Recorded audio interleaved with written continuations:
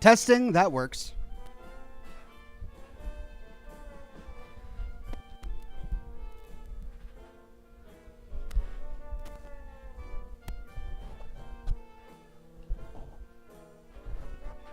All right, almost ready.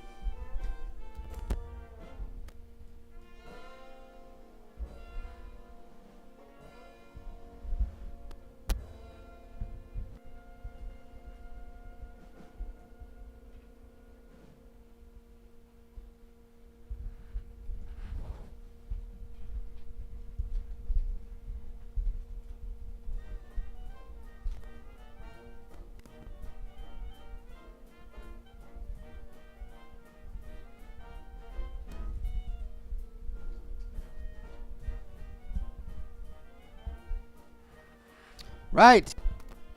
Sorry about that, everybody. Had an unexpected microphone problem.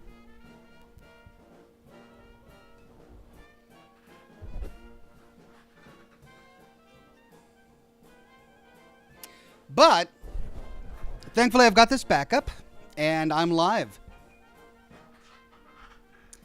And we're good to go. Today we are playing a new game, at least new to me. It's called Indika. It was released in May of 2024, last year. And it looks really interesting. It was recommended by somebody during my charity broadcasts. I didn't think it fit the charity broadcast theme very well, but it would fit Scotch and Smoke Rings really well. And so we're going to be playing that again today. We're live on YouTube, Facebook, Twitch, and Kick. It's good to see. I am still G-Snap on Twitch, along with Diggity Nast, It's Bob, Chandler, the Chili Rooster. It's good to see everyone on Facebook today, including Cole Reed. And it's good to see everybody on Kick today, Asdafar, Levartation, and of course, all of the regulars, members, and Patreon supporters on YouTube today. Brandon Beltfed, Random Greymane, John DeGM Borodino, Clell Biggs, Jeff Lone Wolf, Wyoming Homesteader, The Magic Q, Timber Jack, Pickles the Junkyard Cat. Levartation is on both of them today. So if you're here just for the game, the way this show works is for the first hour or so we chat and we have a drink and we go over the week, and then we play the game. Now this week I'm starting a bit late. So I'll probably only do about 30 to 45 minutes of the Q&A at the beginning of the broadcast, and then we'll dive into the game. And then the gameplay itself may also be shorter as well. Just depends on how we feel as the broadcast continues.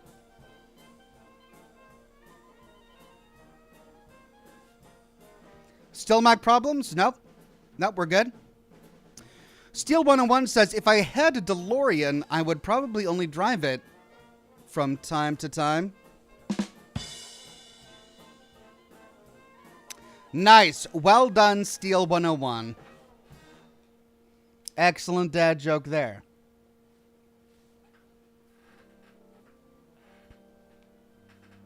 Amanda Peterson says, good evening all. In my cup, real Irish moonshine. Oh, that sounds nice. I finally made my perfectly spherical ice cube. Remember, I got that ice cube mold for Christmas for my perfectly round ice cube, and I've just forgotten week after week.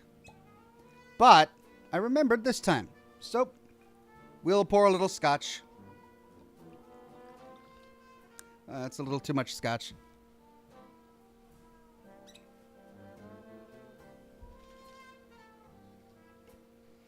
Wow.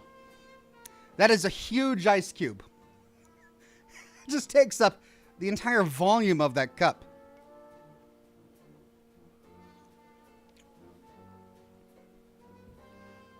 Woo! That is good.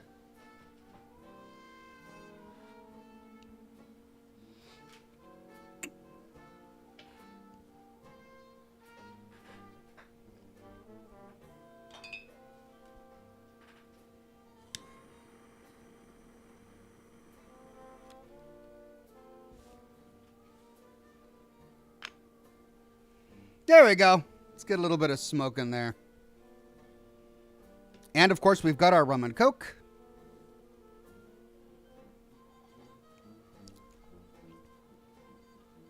And we're ready. Lawrence Corner says, "You cold, Ox? What's the temp there?" I don't know what the temp is. All I know is that it is cold. I've been sitting in this office working all day, freezing my tuchus off. The thought of freezing all night does not thrill me, so I'm wearing my coat today. Gianna says, "Hey, Oxen fam, how are you all doing?" Doing very well, Gianna. So good to see you. Julian Z says, "Hi, Ox. So good to see you on the Scotch and Smoke Rings. Hope you're doing well. Would you play the Oblivion remake if it came out? Also, Outer Worlds 2 coming. I'm excited." I am excited about Outer Worlds 2. I may play the Oblivion remake when it comes out. We'll see. No promises.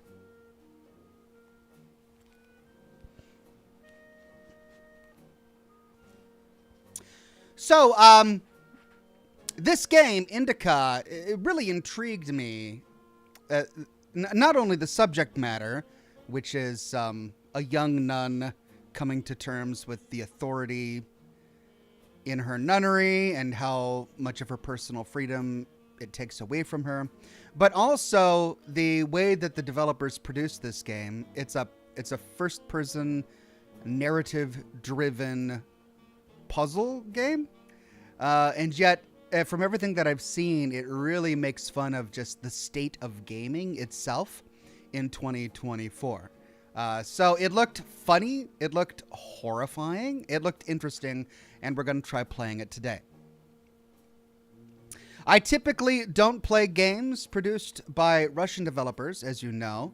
However, these guys fled Russia at the start of the war in Ukraine and have publicly opposed it, even to the point where they are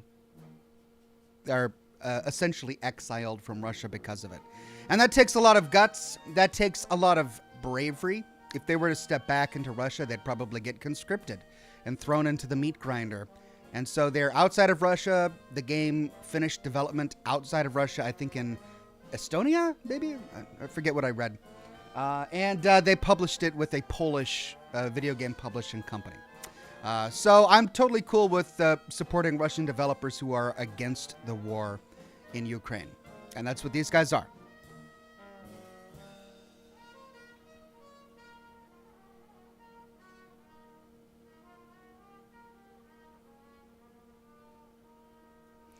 And since we have a bit of a late start today, we're going to be having a bit of a shorter broadcast.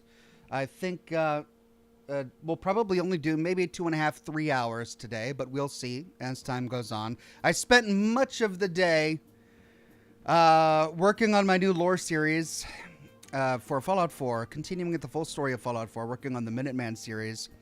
It's just been a nightmare getting all of the footage captured, mainly due to the settlement system. I didn't have to tinker with the settlement system at all when it comes to the other three factions, but with the Minutemen faction, you can't tell the story of the Minutemen without telling how the settlement system works in Fallout 4, and it's been a bugbear trying to get all of this footage captured. But I've gone through most of it. I'm almost done. I won't have a video for the weekend, but I'm making the finishing touches on the intro music video and getting prepared to start up the series again. So expect the first video in the full story of the Minutemen next week. Steel 101 says, "I joke about my appendicitis too much. I need to cut it out."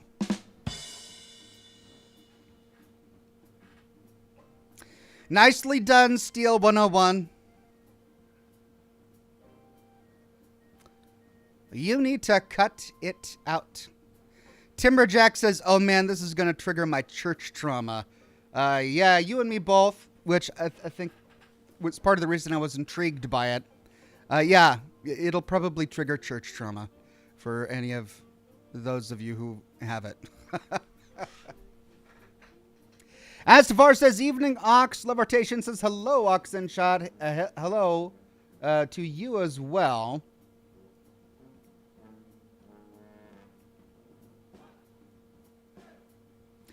Jared Shover says, hi, Ox. Sorry I missed your roll call, but yesterday was my birthday, and I was wondering if you could wear your Enclave pin and do a smoke ship about the Enclave launching a full-scale assault on the Brotherhood base, being back by sentry bots and a large air support. Okay. I'm not going to go and find my Enclave pin, but I'd be happy to blow a smoke ship for you, Jared.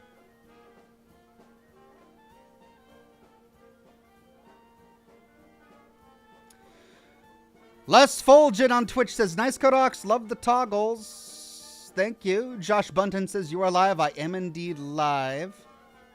Gotta wear the coat. It's cold. It is cold up in here.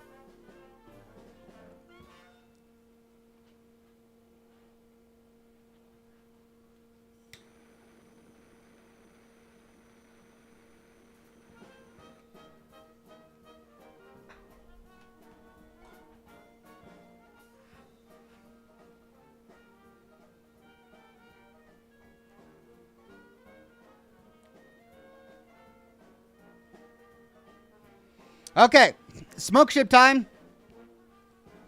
Don't blink or you miss it, but this is for Jared Shover.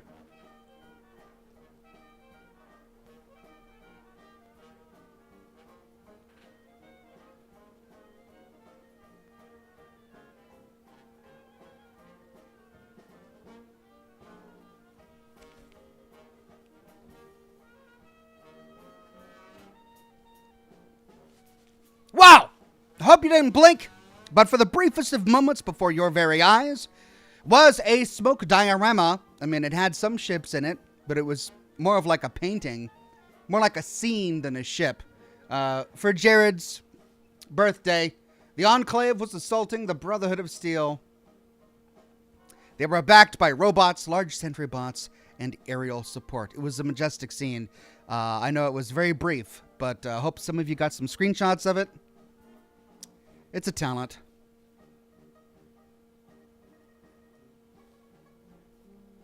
Michael Y says, I'm so glad I caught your stream. Another settlement needs your help. Thank you, Michael Y. Oh, God, I have heard that a lot these past few weeks, shooting Minuteman footage.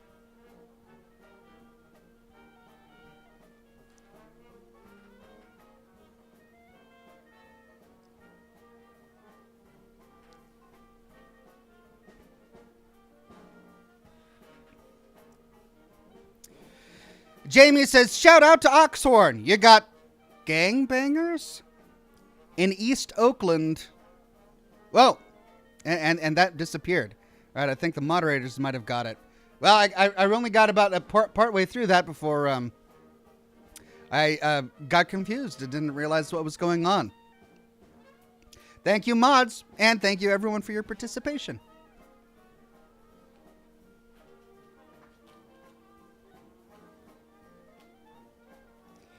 The Mr. Sora says this is the best, like a fever dream. Yeah, everything that I've seen about it looks really interesting. I can't wait to dive in.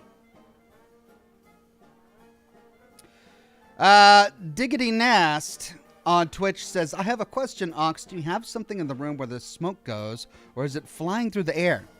I'm pumping it out the window. I've got fans in my window, and it's sucking the smoke out of this room and outside, which is why I'm wearing the coat, because it's cold outside, and I don't want smoke to permeate the house, so I have to have the window open while I'm smoking in here.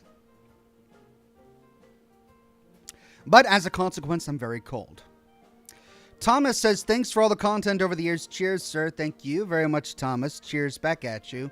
Gianna says, I'm on chapter 7 of book 5 in my reading challenge. Hey, congratulations, Gianna. A reading challenge is the best kind of challenge because even if you fail, you ended up winning along the way.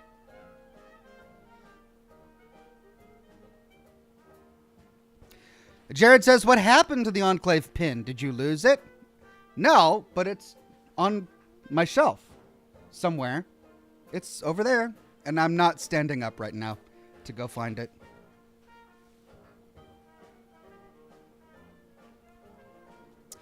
Preston Garvey says, guess what? Another settlement needs your help. Thank you, Preston Garvey. KT says, I know it's been mentioned, but Until Dawn is right up your alley. Think The Quarry, but snowy resort home in the mountains. You'll like The Enemy, too. Until Dawn, mentioned frequently, and I have yet to play it. Perhaps I should change that.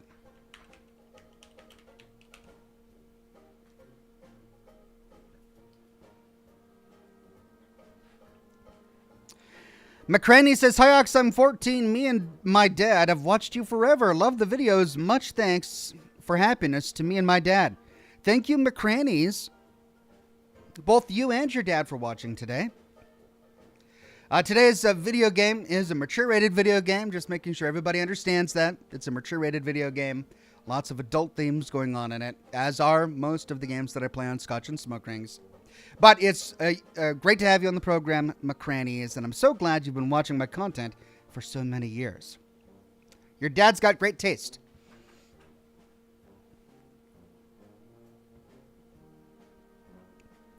Josh Bunton says, Ox, you still have Casting of Frank Stone as your category game over on Twitch instead of Indika. Okay, let me fix that.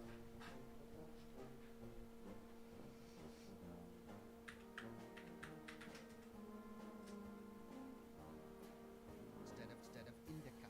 Okay, let me fix that.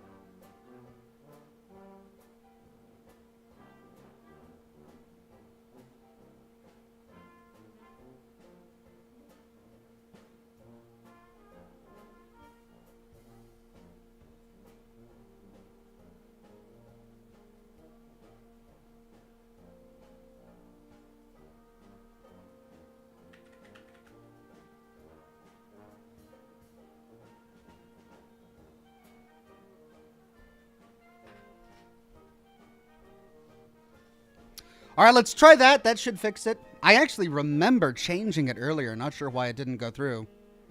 But it should be fixed now. John DeGiambardino says, hey, Oxendall, check out Dermatologist. Looks like it would be a good fit for Scotch and Smoke Rings. Oh, Demonologist. I thought you wrote Dermatologist. I was about to go, what? They came up with a dermatology video game? What do? Pop pimples? Is that the game? I was like, why would I play this? Demonologist. Okay. All right, I've got it added to the list. John, thank you so much.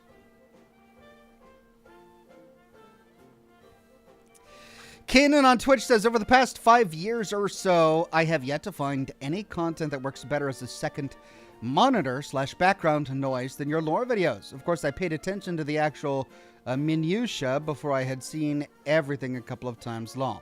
Thank you, Keenan. I appreciate it. Glad my videos have a place in your schedule.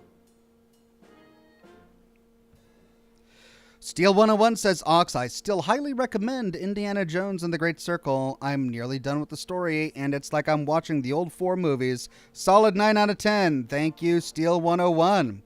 Melvin 2 says, my friend and I were supposed to hang out the other night, but he didn't show. I asked him why he ghosted me, and he said, isn't it obvious?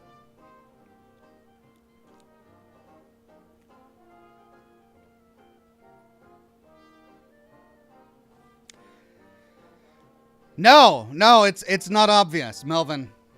Is he a ghost?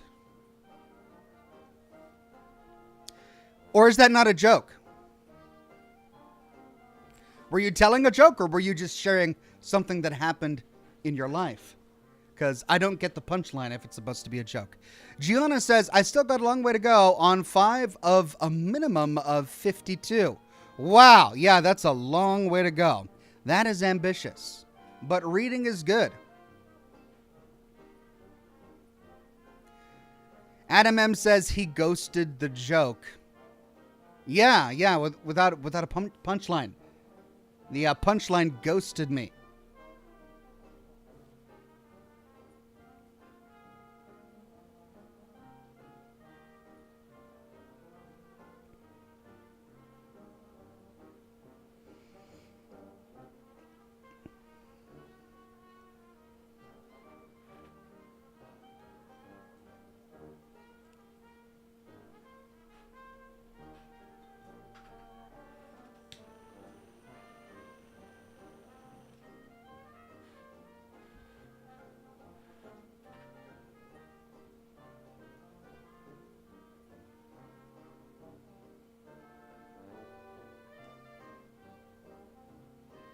Captain Vimes says, if you ever get locked out of your house, try talking to the lock.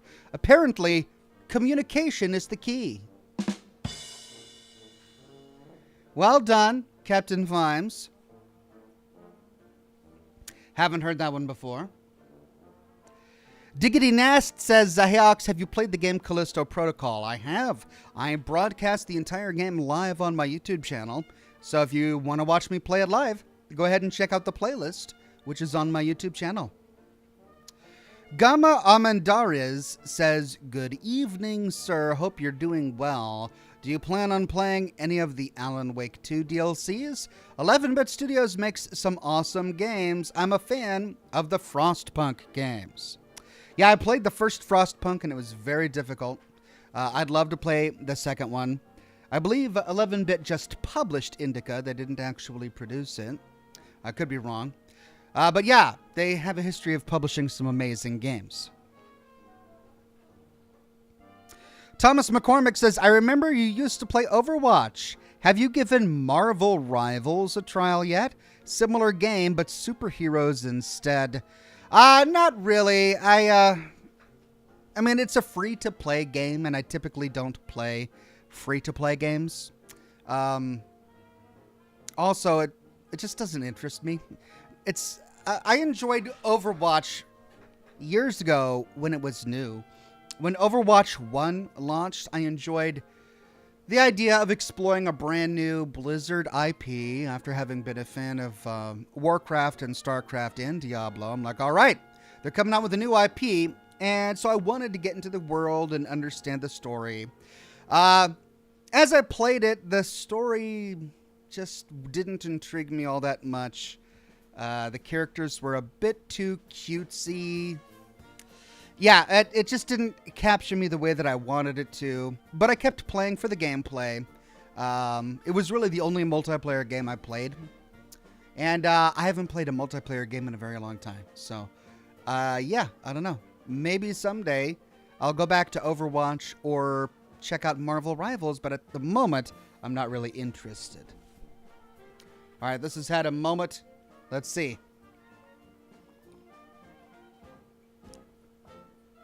Much smoother, much smoother. I like that.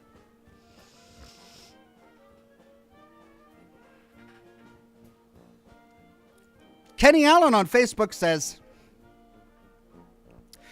got a new job after being fired right before Christmas. Instead of selling liquor, I'm overseeing a gun range. Getting paid to shoot guns is cool. That's awesome, Kenny. Congratulations. It does sound like a fun game. A fun job. I'm sorry that you lost your job right before Christmas. That's awful timing, but I'm glad you found something else.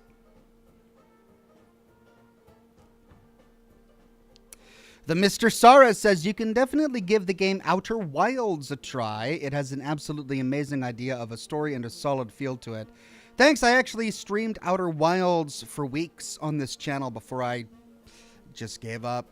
I appreciate the idea behind Outer Wilds. It's certainly unique. It's certainly intriguing. But in practice, it was just enraging. It was just an infuriating game to play.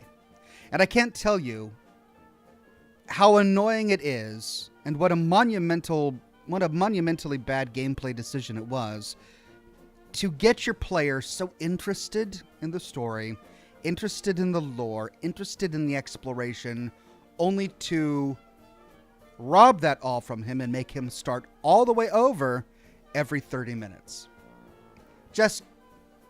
Yeah, no one's ever done that. There's a reason for that. There's a reason no one's ever done that. It's a bold, interesting, sure, all of those things.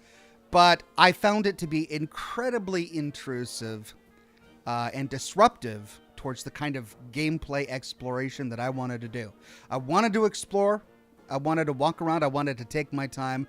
I don't want to constantly have anxiety hanging over me about when this clock is going to chime and everything goes back to normal. And I'll lose what I was doing. And I'll have to go back and do things over again. Any game that forces you to constantly repeat things that you were doing over and over and over again is not, it's just not appropriate game design in my opinion. Anarchist69 says, "Hi Ox, the doctor said my sugar was too high, so when I got home, I placed it lower on the shelf." Oh, that deserves a... Was gonna grow herbs, but couldn't find the time. Love you, Ox. Thank you, Anarchist69. Amazing.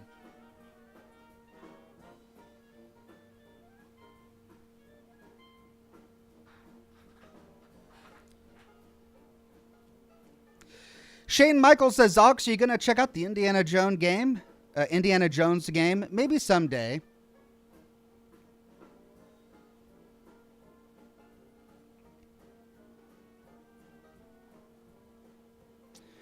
James Fitz says, "Hey, Ox, been enjoying your Fallout London series, and I just wanted to suggest switching back to the chameleon left leg.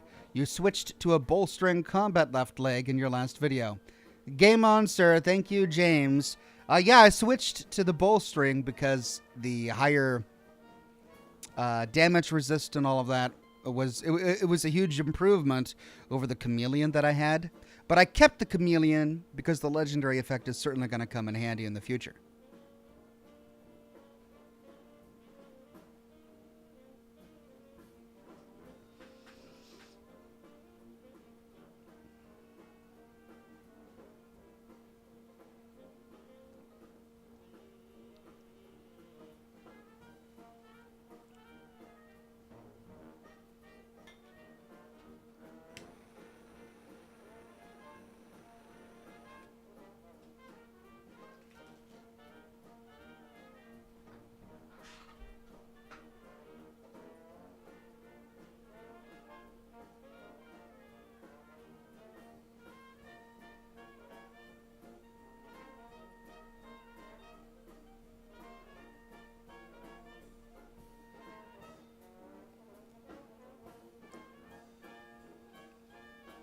Myra says, "I once played a game that locked progression behind a debt system that forced grinding to get gold to pay off the debt so you could progress in the story."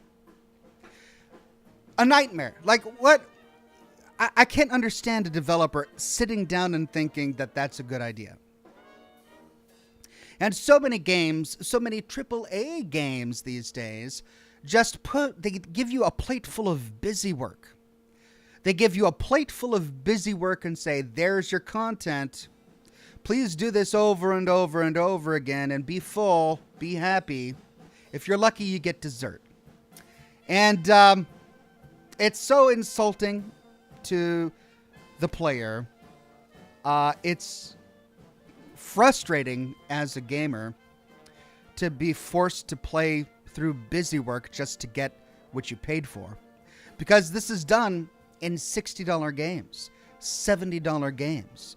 You spent a ton of money out of pocket. It's not like you're playing a free-to-play game where grinding is part of it, and you realize that because, well, it's a free game, which is incidentally why I don't play free-to-play games. Because I don't want to go through that. But if you're paying $60, $70 for a game that's finished, you should get access to the game. Not be forced to grind this to get that achievement or to pay off this debt or to reach this milestone. To do the same dungeons, the same events, the same enemies, the same item over and over and over again. It's bad design. And I don't have the patience for it anymore. And I'm not going to do it.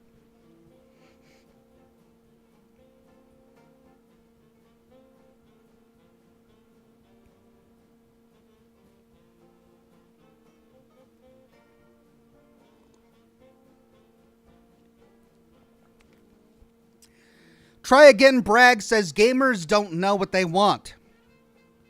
Yeah, that's the sort of arrogance that some game developers have. You've got game developers who haven't played a game in years and really enjoyed it. Or you've got game marketers who get into their meetings and they say gamers don't know what they actually want. We need to tell them what they want. They don't know what fun gaming is. We should show them what fun gaming is with our new ideas, because gamers don't know what they want.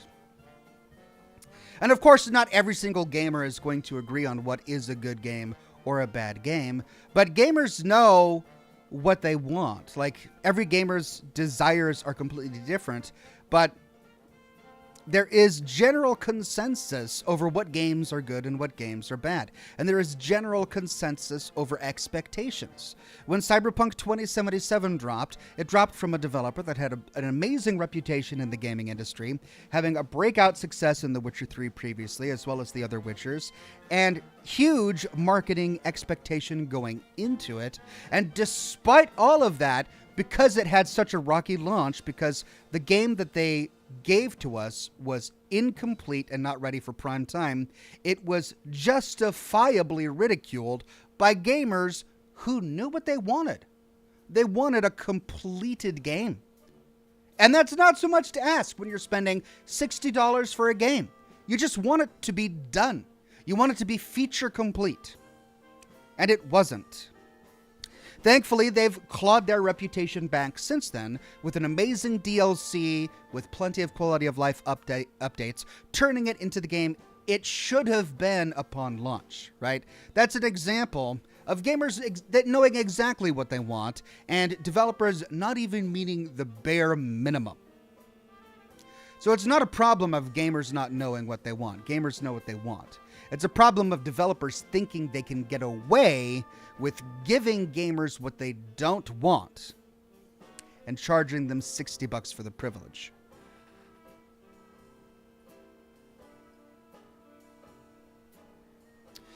Gianna says, do they allow loud laughing in Hawaii or just aloha? Ha. Aloha. Chandler324 says, Ox, I'm looking for a new game to play while my leg is healing up from my car accident. Do you have any recommendations to keep me from getting bored while my leg gets better? Oh, man. Well, do you have access to your PC? Yeah, I mean, there are a lot of really good ones out there. I really enjoyed Crime Scene Cleaner, which we played over the Christmas season during my Christmas broadcast. That was a lot of fun. Deep Rock Galactic is great. Deep Rock Galactic Survivor is great. A lot of these games are really low effort for entry point games. You just hop in and you can immediately start playing, and it's easy to get the gist of how to play the game without a substantial tutorial section.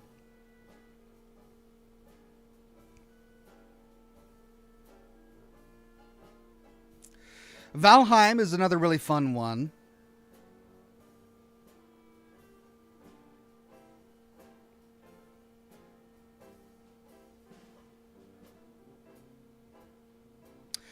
Dredge. I enjoyed that one last year.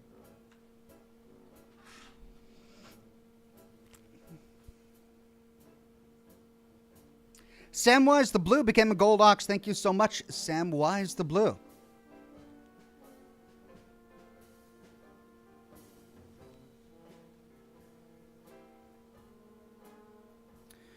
Anarchist69 says, Oxhorn, when can we get an emoji of a cursed baby doll?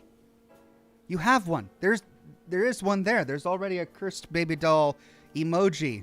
Just, it's there.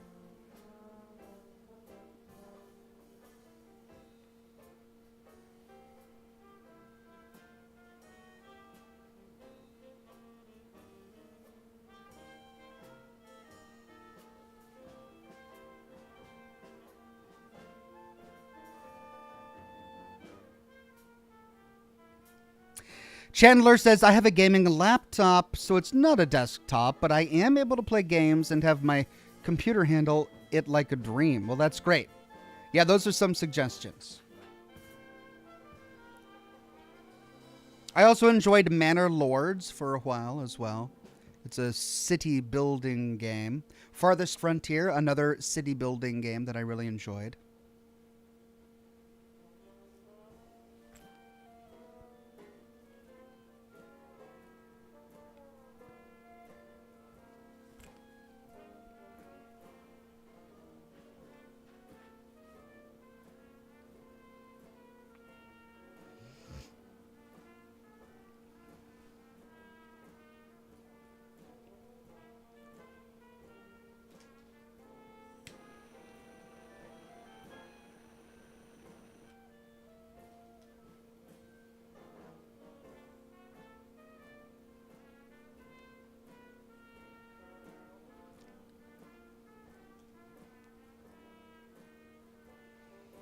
Zach Taylor says, what up, everyone? Been a while. Good to see you, Zach Taylor. Welcome back to the broadcast.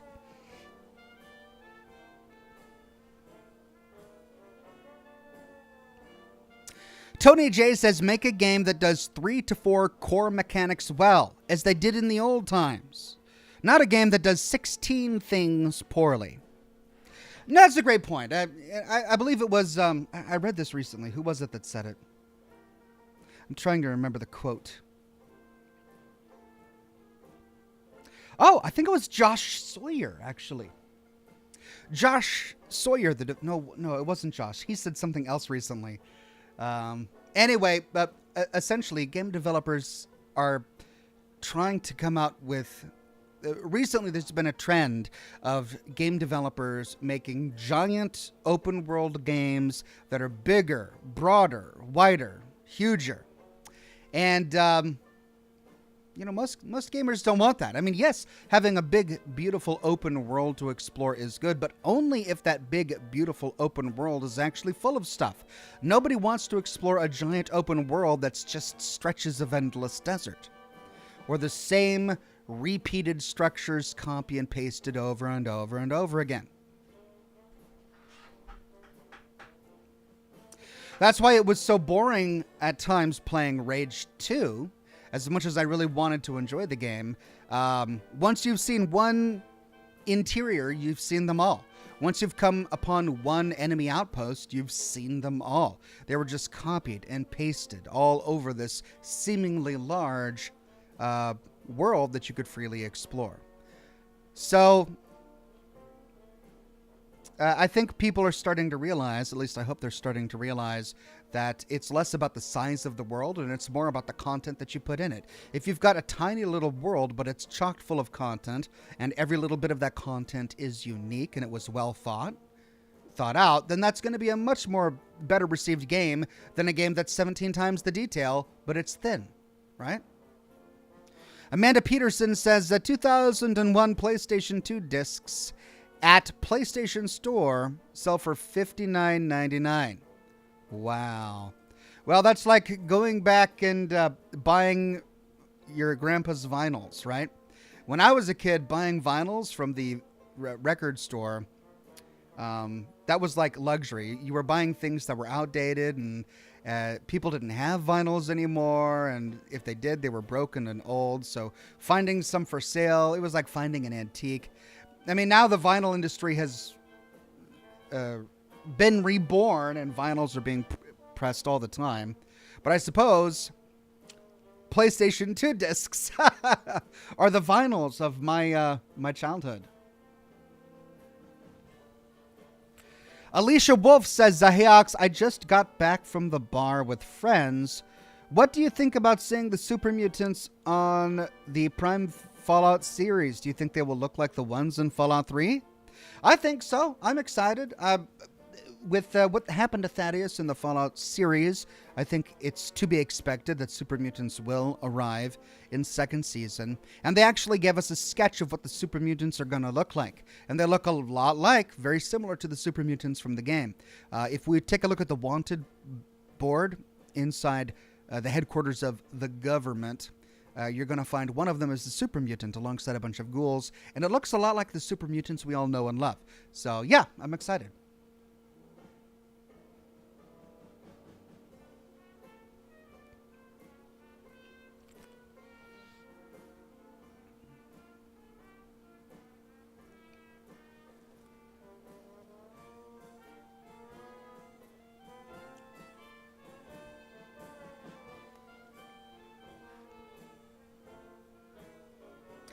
The Instonerated says, difference with old days graphics weren't as good. Animations, everything doesn't need as much time spent on compared to now. Narratives have gone to shiz too. I understand your sentiment. And the thing is, it's so weird because I'll think back to the games I played in my youth and I'll remember them being great. I'll remember the graphics being amazing and stunning, right? And then I'll see that same game the way that it was all the way back then, and I'll be shocked. For example, Final Fantasy VII, the original Final Fantasy VII, I have a memory in my mind of the game looking really nice and being really beautiful.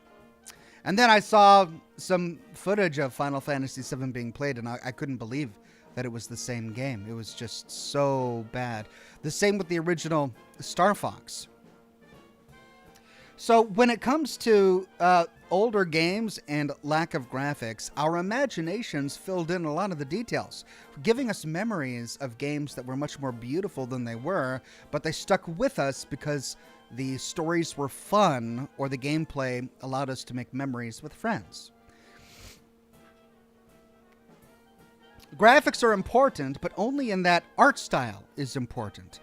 If you nail your art style, then the quality of the graphics, the bits that you're able to, run at or whatever, the pixels you process, you force through the graphics card, don't ultimately matter. As long as you have an art style that's distinct and purposeful and executed well, then graphics don't really matter.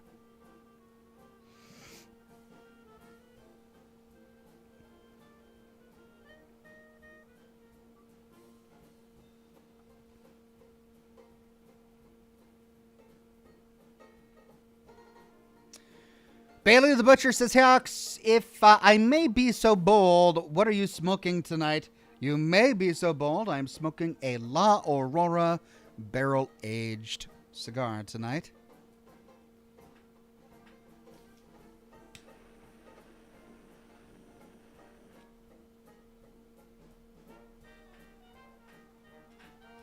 Jared Shover says, "Yo mama is so ugly, the settlements run away thinking it was a super mutant attack and got the attention of the Minutemen." Jared, thank you so much for your contributions, Jared. I love your homemade Fallout-themed dad and now apparently your mama jokes. Thank you so much, Jared. Never change.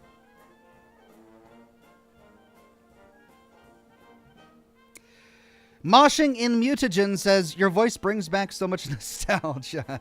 Thank you, Moshing in Mutagen. I'm glad to hear that. Tony Groans on Facebook says, "Here's a Fallout joke. Why did the ghoul break up with his girlfriend? Because she said he was too dead inside."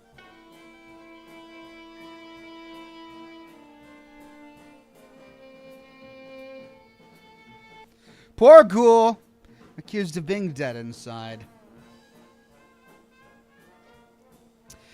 Chandler on Twitch says, "Is there a difference in flavor if you light a cigar with a torch versus a match?" Yes and no. If you don't use a butane torch, like if you use a little Bic lighter or something that burns actual liquid fuel, then yeah, you're going to be getting this aftertaste, this burning flavor, this fuel flavor imparted into the cigar, which can completely ruin the flavor of your cigar. Additionally, the type of wood used in the matchstick can impart a flavor into the cigar as well. Cedar is often used when smoking cigars because the cedar is a pretty innocent flavor. It is a flavor, and it will add a flavor to your cigar, but it usually complements most cigars. So cedar matches are used by a lot of connoisseurs. But a clean burning fuel like butane doesn't impart any flavor into your pipe tobacco or your cigar. So using a butane lets you enjoy the cigar as it was meant to be enjoyed. Naturally, the natural flavor that it comes in without any other external flavors modifying it.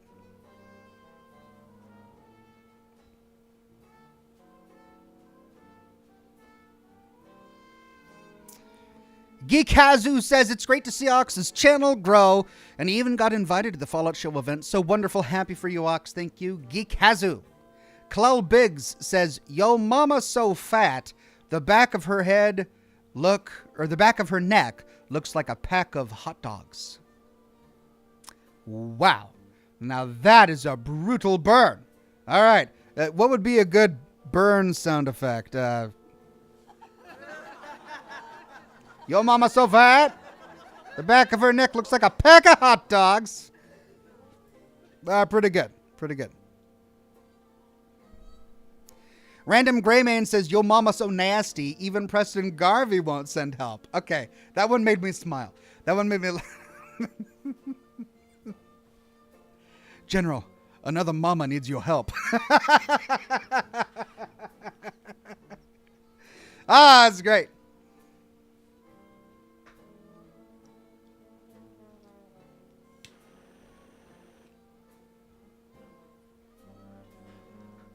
Samurai Riven says, I believe it's game time. It's getting close. Here, I thought that the Q&A was going to be a lot shorter than usual, but we've already been going for 49 minutes, and I just feel like I'm just now getting warmed up. So let's let the Q&A go for a few more minutes, and then we'll dive into the game.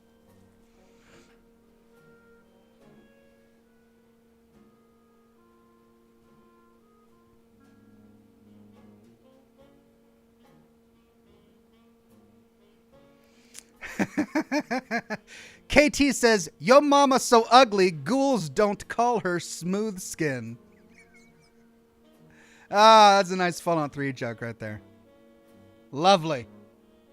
Smooth skin.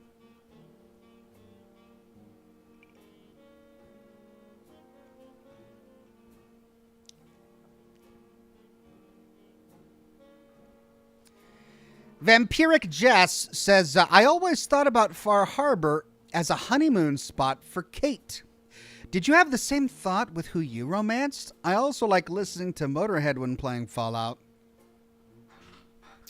I did not have the same thought. I guess I play games very differently from most people.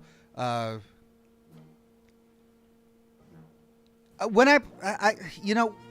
I didn't take the romancing options in Fallout 4 that seriously. I mainly just romanced my companions to get the sleep bonus, the gameplay bonus. But when I started playing and really paid attention to role playing, I wasn't really interested in any of the companions.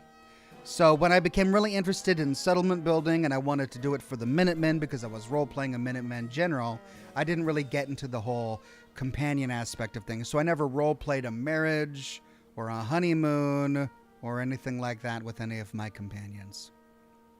Anarchist69 says, ever try Buffalo Trace Bourbon? No, not that particular brand. I've never tried it.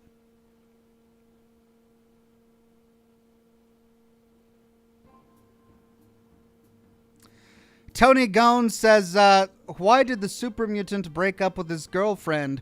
She just didn't have the brains he was looking for.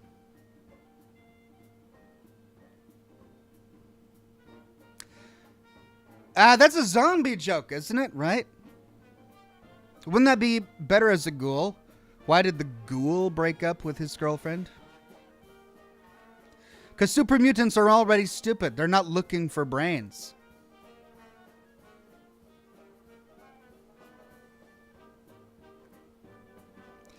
Brandon Belfed says, my wife's bra clasp got jammed shut last night.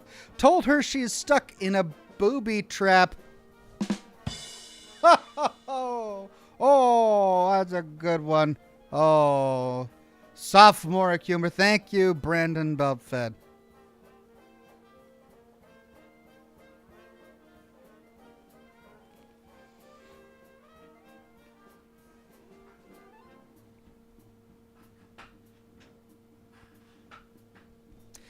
Steel 101 says, I think Piper is the best romance in Fallout 4. She's all right. I mean, from a personal perspective, she's, she's a good person, but she can be really annoying. And honestly, a lot of the anti-synth propaganda that she publishes has contributed a lot to Diamond City's fear and distrust of synths, which has, of course, led to the persecution of synths. And I realize that that's not what Piper ever intended. She's more concerned with the Institute replacing people in the dead of night with synths. But because she was so careless with her reporting, a lot of the people in Diamond City have gone beyond that very understandable human fear of being kidnapped and killed and used that to place prejudice and bigotry on all synths. So Piper is, kind of directly responsible for a lot of that, even though she doesn't harbor any of those prejudices herself. And it's because she's young and she's a bit of a loose cannon and she thinks she knows everything, and she does know a lot, and she champions for truth, and that's great, but she kind of, she's a bit of a loose cannon.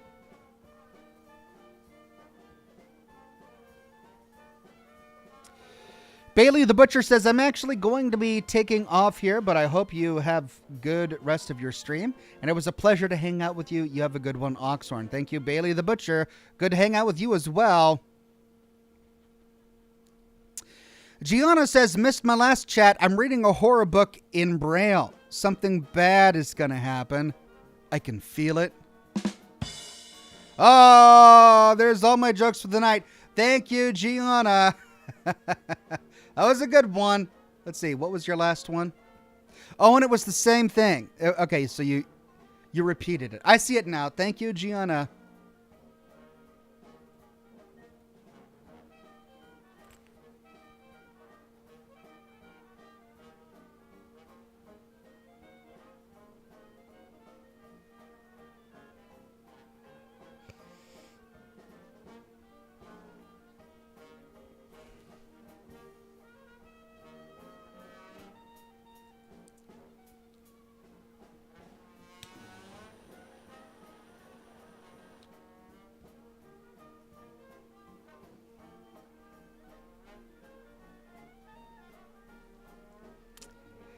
Geek Hazu says, an ex-girlfriend of mine wanted to insult me. She called me a minute man. I thanked her and saluted her, saying, I protect the people at a minute's notice. Well, I mean, now we understand the 60-Minute Man song a little better, right? I mean, 60 minutes? Impressive. Impressive.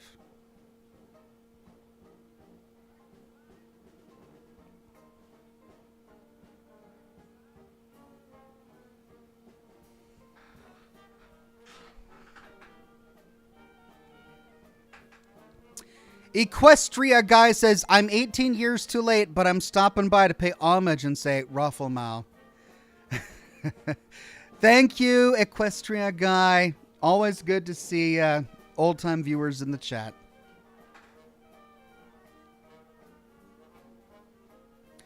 Wayne Azing says, Aloha, Oxhorn. How do you know a party is for a gamer? There are loads of streamers. Hardcore to the mega. Thank you, Wayne Azing.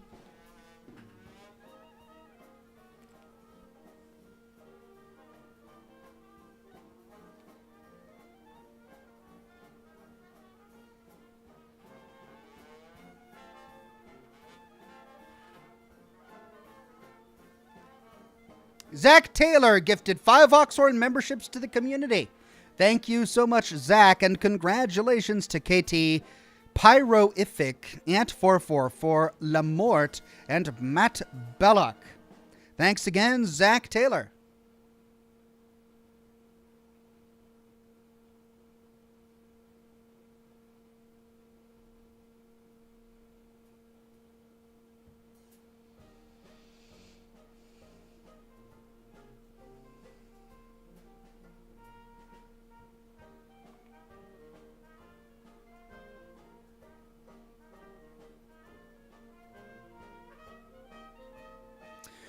Steel 101 says, Ox, just curious, why did you dislike Andrea's personal quest? It's been so long that I don't really remember much about it. I mean, you'd have to go rewatch my initial reaction to Andrea's personal quest. If I recall, it was just boring.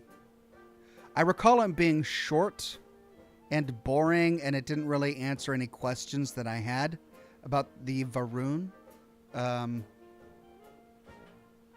But it's been so long that I don't really remember anything about it. I mean, that's how little it impacted me. I remember we had to break into we had to go somewhere. There was a guy in there, and we had to either talk him down or kill him. Yeah, I don't even remember.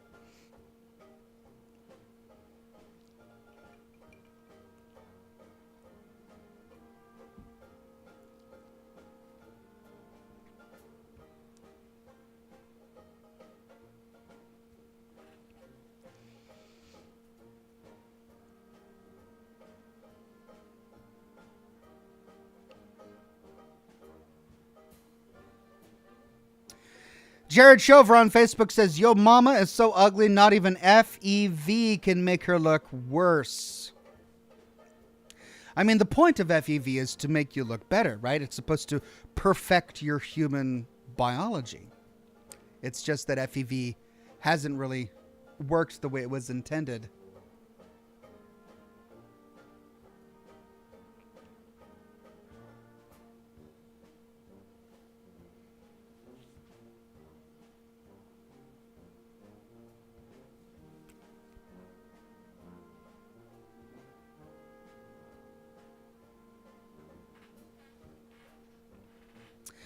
Anarchist69 says, Oxhorn, do you believe in Bigfoot? No, I don't. I think if he did exist, we would have found him by now. I mean, I live in the Pacific Northwest myself, which is supposedly Bigfoot country, and I've never seen anything like that. I've spent a lot of time hiking out in the woods. We've got thousands of people all over the place every single day spending tons of time in our national forests and in the wilderness, and no one has ever seen Bigfoot. I'm not opposed to the idea. Like, I'm open to the possibility of there being some sort of prehistoric ape-like creature that somehow still exists. However, there's no evidence for it, and without any evidence, I'm not going to believe it. KT says, Oxhorn, can you say tap that ash? I lost my shirt with it on it. Oh no, you lost the shirt? Tap that ash. There we go, I'm going to do it. I tapped it.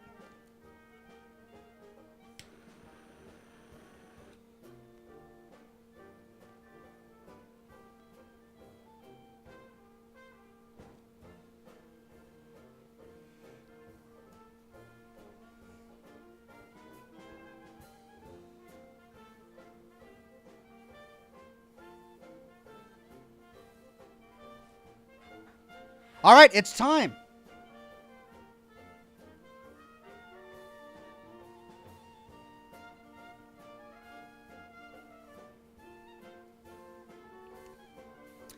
Let's launch the game, and then I'll turn out the lights.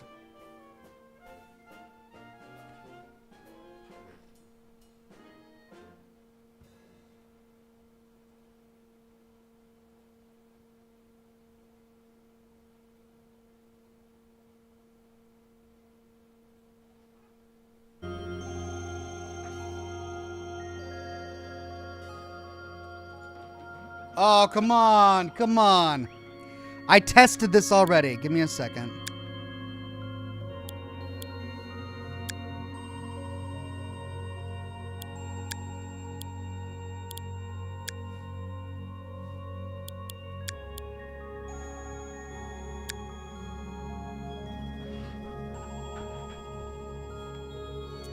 Why is it not picking up?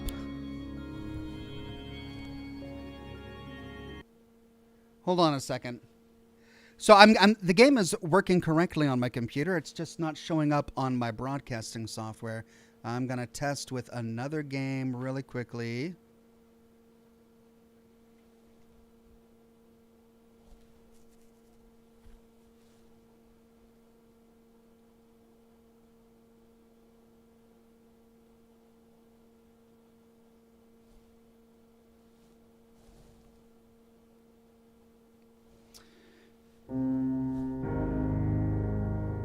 That's not working either. Okay.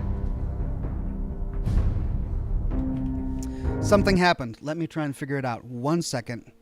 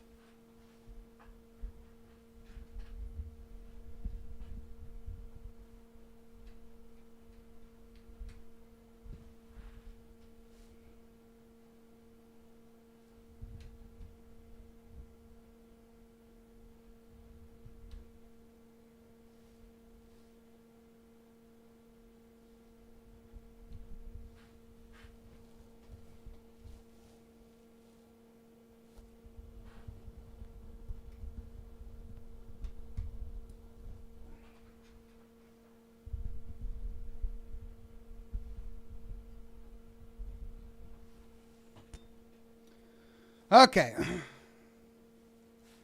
I just plugged in and unplugged all my monitors again. Just to make sure that that wasn't the problem. And this appears to be working correctly now.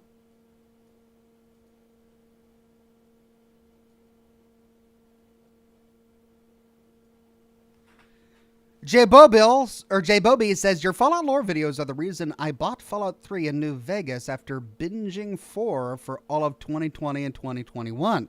So thanks. You're welcome, my friend. Okay, let's see if we can even see the screen.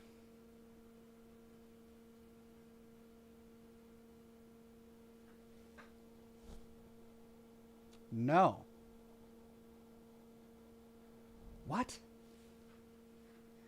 I was just recording footage on this computer doing this exact same thing earlier today. Why can we not see the screen?